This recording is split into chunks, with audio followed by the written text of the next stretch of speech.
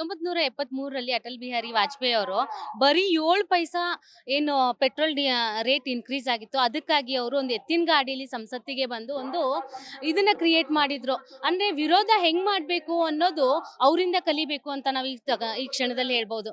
ಇವತ್ತು ಕೂಡ ಕಾಂಗ್ರೆಸ್ ಸರ್ಕಾರ ವಿರೋಧ ಪಕ್ಷದಲ್ಲಿ ಕೂತಿದೆ ಕೇಂದ್ರದಲ್ಲಿ. ಯಾಕೆ ಯಾವುದೇ ಒಂದು ಪ್ರತಿಭಟನೆ ಮಾಡ್ತಿಲ್ಲ? ಯಾವಾಗ ಒಬ್ರು ಪ್ರತಿಭಟನೆ ಮಾಡ್ತಾರೆ, ಒಬ್ರು ವಿರೋಧ ಮಾಡ್ತಾರೆ ಅನ್ನೋ ಒಂದು ಭಯ ಒಂದು ಸರ್ಕಾರಕ್ಕೆ, ಆಡಳಿತಾತ್ಮಕ ಸರ್ಕಾರಕ್ಕೆ ಇರುತ್ತೋ, ಅದು ಒಂದು ನಡುಕ ಅದ್ರಲ್ಲಿ ಇರುತ್ತೆ. ಪೆಟ್ರೋಲ್ ಬೆಲೆನ ಹೆಚ್ಚು ಮಾಡೋದಾಗ್ಲಿ, ಇನ್ನೊಂದ್ರ ಬೆಲೆ ಹೆಚ್ಚು ಮಾಡೋದಾಗ್ಲಿ, ಆ ಭಯ ಈ ವಿರೋಧ ಪಕ್ಷಗಳು ಆ ಪಕ್ಷಕ್ಕೆ ಕೊಟ್ಟಿಲ್ಲ. ಹೇಳ್ತಾರಲ್ಲ ಏನಂತ ಅಂದ್ರೆ, ರಾಹುಲ್ ಗಾಂಧಿ ಅವರು ಏನು ಬಿಜೆಪಿ ಆಡಳಿತಾತ್ಮಕ ಸರ್ಕಾರಕ್ಕೆ ಒಂದು ಏಜೆಂಟ್ ಇದ್ದಂಗೆ, ಅಂದ್ರೆ ಒಳಗೊಳಗೆ ಇರ್ತಾರಲ್ಲ, ಸೊ ಹಂಸಾ ಅಂತ ಹೇಳ್ತಾರೆ. ಈ ಮಧ್ಯೆ ರಾಹುಲ್ ಗಾಂಧಿ ಅವರಿಗೆ ಹಂಸಾ ಅಂತ ಹೇಳ್ತಾರೆ. ರೀಸನ್ ಒಂದೇನೆ, ಅವರು ಕರೆಕ್ಟ್ ಆಗಿ ವಿರೋಧ ಮಾಡ್ತಿಲ್ಲ.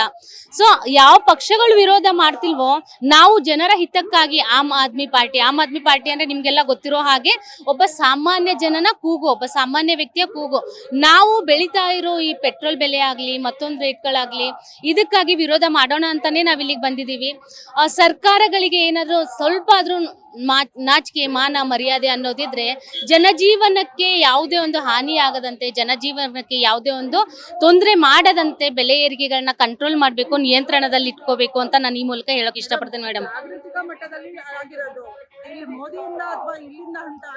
ಮೇಡಮ್ ಹಂಗಲ್ಲ, ಅದೇ ಚೈನಾದಲ್ಲಿ ಯಾಕೆ ನಡೀತಿಲ್ಲ? ಇವಾಗ ನಾವು ಮನೆ ನಡೆಸ್ತೀವಿ ಅಂದಾಗ ನಾವು ಒಂದು ತಿಂಗಳಿಗೆ ಆಗುವಷ್ಟು ಏನ್ ಮಾಡ್ಬೇಕೋ ಮಾಡ್ಕೊಳ್ತೀವಿ, ಒಂದು ವರ್ಷದ ಬ್ಯಾಕಪ್ ಕೂಡ ಮಾಡ್ಕೊಂಡಿರ್ತೀವಿ ಕೆಲವೊಂದು ಮ್ಯಾಟ್ರಲ್ಲಿ. ಆದ್ರೆ ನಾನು ಒಂದು ಸಲ ನನ್ಗೆ ಓಟ್ ಮಾಡಿ, ಏಕ್ ಬಾರ್ ಮುಜೆ ಓಟ್ ದೇ ದೋ, ಮೈ ತುಮ್ ಲೋಗೋಂ ಕಾ ಜೀವನ್ ಐಸಾ ಕರ್ ದೂಂಗಾ ವೈಸಾ ಕರ್ ದೂಂಗಾ ಅಂತ ಹೇಳಿರೋ ಮೋದಿ ಇವತ್ತು ಏನ್ ಮಾಡ್ತಿದ್ದಾರೆ? ದಿನದಿಂದ ದಿನಕ್ಕೆ ಅಚ್ಚೇ ದಿನ ಅಂತ ಇಷ್ಟು ಕೆಟ್ಟೋಗಿರೋ ದಿನಗಳು ಬರ್ತಿದೆ ಅಂದ್ರೆ ಜನಜೀವನ ಫುಲ್ ಅಸ್ತವ್ಯಸ್ತ ಬರ್ತಿದೆ. ನೀವು ನೋಡ್ತೀರಿ, ಇನ್ನೊಂದ್ ಸ್ವಲ್ಪ ವರ್ಷಗಳಲ್ಲಿ ಇವಾಗೇನ್ ಮಿಡಲ್ ಕ್ಲಾಸ್ ಜನ ಇದೀವಿ ನಾವು, ಈ ಮಿಡಲ್ ಕ್ಲಾಸ್ ಜನ ಪೂರ್ತಿ ಬಡತನಕ್ಕೆ ಬರ್ತಾರೆ. ಬಡತನದಲ್ಲಿ ಇರುವಂತಹ ಜನ ಬಡತನ ರೇಖೆಗಿಂತಲೂ ಕೆಳಗಿಳಿದು ಬಿಡ್ತಾರೆ. ಕಾರಣ ಒಂದೇ, ಏರುತ್ತಿರೋ ಬೆಲೆಗಳು. ಇದನ್ನ ನಿಯಂತ್ರಣ ಹೆಂಗ್ ಮೇಡಮ್ ಮಾಡೋಕ್ಕಾಗಲ್ಲ? ಒಬ್ಬ ಅನ್ಎಜುಕೇಟೆಡ್ ಅನ್ಪಡ್ ಪ್ರಧಾನಿನ ತಂದು ನೀವು ಅಲ್ಲಿ ಕೂಡ್ಸಿದಾಗ ಅವರಿಂದ ನಾವು ಇನ್ನೇನಾದ್ರೂ ಎಕ್ಸ್ಪೆಕ್ಟ್ ಮಾಡೋಕ್ಕಾಗತ್ತೆ? ಕಾಂಗ್ರೆಸ್ ಸರ್ಕಾರದಲ್ಲಿ ಸುಮ್ಮನೆ ಒಂದು ಏನು ಪೈಸೆಗಳು ವ್ಯಾರಿ ಆದ್ರೂ ಇವ್ರು ಬಂದು ಪ್ರತಿಭಟನೆ ಮಾಡೋರು. ಇವಾಗ ಏನಾಗಿದೆ ಮೇಡಮ್? ನೀಟ್ ಪೇಪರ್ ಲೀಕ್ ಆಯ್ತು, ಯಾರಾದ್ರೂ ಒಬ್ರು ರಸ್ತೆಗಿಳಿದು ಹೋರಾಟಗಳನ್ನ ಮಾಡ್ತಿದಾರ? ಮುಂದಿನ ಭವಿಷ್ಯನ ನೋಡ್ತಿದಾರ? ನಾವು ಅನ್ಪಡಿದೀವಿ, ನೀವು ಅನ್ಪಡಿರಿ. ಎಜುಕೇಶನ್ಗಂತೂ ಒಂದ್ ಸ್ವಲ್ಪನೂ ವ್ಯಾಲ್ಯೂ ಇಲ್ಲ, ಇಂಪಾರ್ಟೆನ್ಸ್ ಕೊಡ್ತಿಲ್ಲ. ನಮ್ಮದು ಸ್ಟೇಟ್ ಎಲೆಕ್ಷನ್ಸ್ ಎಲ್ಲ ಏನೇನು ನಡೀತು, ಅಸ್ಸಾಮು ಮತ್ತು ಕೇರಳ, ತಮಿಳ್ನಾಡು ಮತ್ತು ವೆಸ್ಟ್ ಬೆಂಗಾಲ್, ಈ ಒಂದು ಸ್ಟೇಟ್ ಎಲೆಕ್ಷನ್ಸ್ ನಡೆಯುವವರೆಗೂ ನರೇಂದ್ರ ಮೋದಿ ಯಾವುದೇ ಒಂದು ಈ ಒಂದು ಪೆಟ್ರೋಲ್ ಬೆಲೆ ಆಗಲಿ, ಡೀಸೆಲ್ ಬೆಲೆ ಆಗಲಿ ಹೆಚ್ಚು ಮಾಡೋದಾಗಲಿ, ಗೋಲ್ಡನ್ನು ಪರ್ಚೇಸ್ ಮಾಡಬೇಡಿ ಅನ್ನೋದಾಗಲಿ, ಮತ್ತು ಫಾರಿನ್ ಟ್ರಿಪ್ ಮಾಡಬೇಡಿ ಅನ್ನೋದಾಗಲಿ, ಯಾವುದೇ ಒಂದು ಮೆಜರ್ಸನ್ನು ಹೇಳಿಲ್ಲ. ಇದಕ್ಕಿದ್ದಾಗೆ ಎಲ್ಲ ರಿಸಲ್ಟ್ಸ್ ಬಂತು.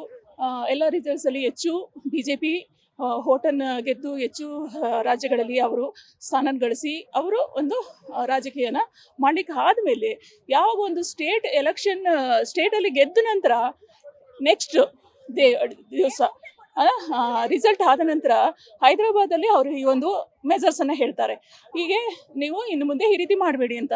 ಅದಕ್ಕೆ ಮೊದಲೇ ಯಾಕೆ ಅವರು ಅಂದರೆ, ಇವಾಗ ಎಲೆಕ್ಷನ್ ಮೊದಲೇ ಪೆಟ್ರೋಲ್ ಡೀಸೆಲ್ ಪ್ರೈಸ್ ಎಷ್ಟು ಇತ್ತು ಇಂಟರ್ನ್ಯಾಷನಲ್ ಲೆವೆಲ್ ಅಂತ BJP ಅವರಿಗೆ ಅಥವಾ ಮೋದಿ ಅವರಿಗೆ, PM ಫಿನಾನ್ಸ್ ಮಿನಿಸ್ಟರ್ಗೆ ಅವ್ರಿಗೆ ಗೊತ್ತಿರಲಿಲ್ವ? ಅದ್ರ ಬಗ್ಗೆ ಗೊತ್ತಿತ್ತು, ಆದರೆ ಅದನ್ನು ಜನರಿಂದ ಮುಚ್ಚಿಕ್ಕಿದ್ರು. ಯಾಕೆ?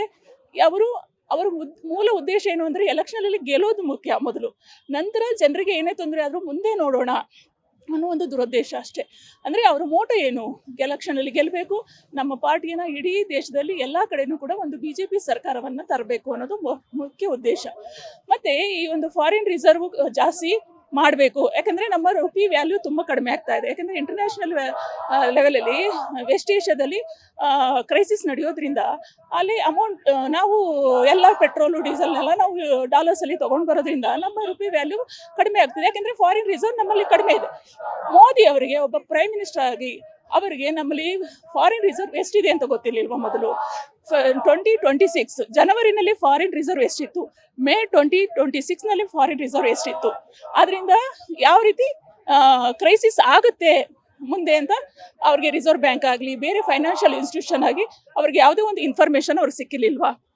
ಮತ್ತು ಯಾವಾಗ ಒಂದು ಈ ಕ್ರೈಸಿಸ್ ಸ್ಟಾರ್ಟ್ ಆಯಿತು, ಫಾರಿನ್ ಇನ್ವೆಸ್ಟರ್ಸ್ ನಮ್ಮ ದೇಶದಲ್ಲಿ ಏನೊಂದು ಇನ್ವೆಸ್ಟ್ ಮಾಡಿದ್ರು ಅದನ್ನೆಲ್ಲ ವಾಪಸ್ ತೊಗೊಂಡೋದ್ರು. ಯಾಕೆಂದರೆ ನಮ್ಮ ರುಪಿ ವ್ಯಾಲ್ಯೂ ಬಿತ್ತು. ಅದರಿಂದ ಈ ಎಲ್ಲ ಕ್ರೈಸಿಸ್ಗೆ ಒಂದು ಎಕಾನಮಿ ನಮ್ಮಲ್ಲಿ ಒಂದು ಪ್ರೈಸಸ್ ರುಪಿ ವ್ಯಾಲ್ಯೂ ಬರೋದ್ರಿಂದ ನಮ್ಮ ಇನ್ಫ್ಲೇಷನ್ ಜಾಸ್ತಿ ಆಗ್ತಾ ಇದೆ. ನಮ್ಮ ಜನರಲ್ಲಿ ಏನಾಗ್ತಾ ಇದೆ ಅಂದರೆ ಯಾವುದೇ ಒಂದು ಲೇಬರ್ ಇರ್ಬೋದು, ಸ್ಟೇಟ್ ಗೌರ್ಮೆಂಟ್ ಎಂಪ್ಲಾಯೀಸ್ ಇರ್ಬೋದು, ಯಾರಿಗೇ ಆಗಲಿ ನಮಗೆ ಬರುವುದು ಯಾವುದೇ ಒಂದು ಸ್ಯಾಲ್ರಿ ಇರ್ಬೋದು, ಅದು ಪ್ರತಿ ದಿವಸ ಅಥವಾ ಪ್ರತಿ ತಿಂಗಳು ಚೇಂಜ್ ಆಗಲ್ಲ. ನಾವು ರುಪೀಸ್ನಲ್ಲಿ ಸೇಮ್ ಸ್ಯಾಲ್ರಿಯನ್ನು ತಗೊಳ್ತೀವಿ. ಬಟ್ ಆದರೆ ನಾವು ಪ್ರತಿ ತಿಂಗಳು 6 ತಿಂಗಳಿಗೆ 3 ತಿಂಗಳಿಗೆ ಅಥವಾ ಪ್ರತಿ 15 ದಿವಸಕ್ಕೆ ಪೆಟ್ರೋಲು ಡೀಸೆಲ್ ರೇಟ್ ಜಾಸ್ತಿ ಆಗೋದ್ರಿಂದ ಅದ್ರ ಹೊರೆ ಪ್ರತಿ ವ್ಯಕ್ತಿಯ ಮೇಲೆ ಆಗುತ್ತೆ. ಸೊ ಅದು ಆವಾಗ ಪ್ರತಿ ಕಾಮನ್ ಮ್ಯಾನ್, ಪ್ರತಿಯೊಂದು ಆಮ್ ಆದ್ಮಿಯಲ್ಲಿ ಯಾವ ರೀತಿ ಅವನು ತನ್ನ ಫ್ಯಾಮಿಲಿ ಬಡ್ಜೆಟನ್ನು ಯಾವ ರೀತಿ ಮೇಂಟೈನ್ ಮಾಡಬೇಕು. ಓಕೆ, ಅಂದರೆ ಇವಾಗ ತರಕಾರಿ ತಗೊಂಡು ಬರಬೇಕು ಅಂದ್ರೂ ಕೂಡ ಲಾಜಿಸ್ಟಿಕ್, ಅವನು ಬೇರೆ ಕಡೆಯಿಂದ ನಾನು ತಗೊಂಡು ಬರ್ತಾನೆ, ಆವಾಗ ತರಕಾರಿ ಬೆಲೆ ಕೂಡ ರೇಟ್ ಜಾಸ್ತಿ ಆಗಿರುತ್ತೆ.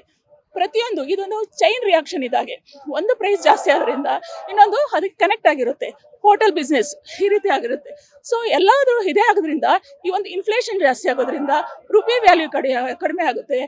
ಸೊ ಈ ಒಂದು ಕ್ರೈಸಿಸ್ ಆಗುತ್ತೆ ಅಂತ ಒಬ್ಬ ನರೇಂದ್ರ ಮೋದಿ ಒಂದು ದೇಶವನ್ನ ಆಳ್ವಿಕೆ ಮಾಡ್ತಾ 12 ವರ್ಷದಿಂದ ಸರ್ಕಾರ ನಡೆಸ್ತಾ ಇರುವಂತ ಮೋದಿಗೆ ಇದರ ಬಗ್ಗೆ ಯಾಕೆ ಗೊತ್ತಿರಲಿಲ್ಲ ಅಥವಾ ತಿಳ್ಕೊಳ್ಳಿಕ್ಕೆ ಪ್ರಯತ್ನ ಪಡಲಿಲ್ಲ? ಎಲ್ಲ ಒಂದು ಎಕ್ಸ್ಟ್ರೀಮ್ ಸ್ಟೇಜ್ ಬಂದಮೇಲೆ ಇವಾಗ ಒಂದು ಸ್ಟ್ರಿಕ್ಟ್ ಮೆಜರ್ ತಗೊಳ್ಳೋ ರೀತಿ, ಜನರನ್ನ ನೀವು ಫಾರಿನ್ಗೆ ಹೋಗಬೇಡಿ, ಇಂಟರ್ನ್ಯಾಷನಲ್ ವೆಡ್ಡಿಂಗ್ ಮಾಡಬೇಡಿ, ಗೋಲ್ಡ್ ತಗೊಳ್ಬೇಡಿ, ಈ ಒಂದು ಮೆಜರ್ಸ್ ತಗೊಳ್ತಾ ಇದ್ದಾರಲ್ಲ, ಇದು ಯಾವ ರೀತಿ ಇದಾಗುತ್ತೆ? ಮತ್ತೆ ಈ ಒಂದು ಎಲ್ಲರೂ ಅಂಬಾನಿ ಇದ್ರ ಬಗ್ಗೆ ಮಾತಾಡ್ತಾರೆ, ನಾನು ಅದ್ರ ಬಗ್ಗೆ ಹೆಚ್ಚು ಹೇಳಲಿಕ್ಕೆ ಹೋಗಲ್ಲ. ಬಟ್ ಅವರು ನಮ್ಮ ಜನಸಾಮಾನ್ಯರ ಬಗ್ಗೆ ಹೆಚ್ಚು ಯೋಚನೆ ಮಾಡೋದಕ್ಕಿಂತ ಹೆಚ್ಚಾಗಿ ಅದಾನಿ ಅವ್ರ ಬಗ್ಗೆ ಯೋಚನೆ ಮಾಡ್ತಾರೆ ಅನ್ಸುತ್ತೆ. ಯಾಕಂದ್ರೆ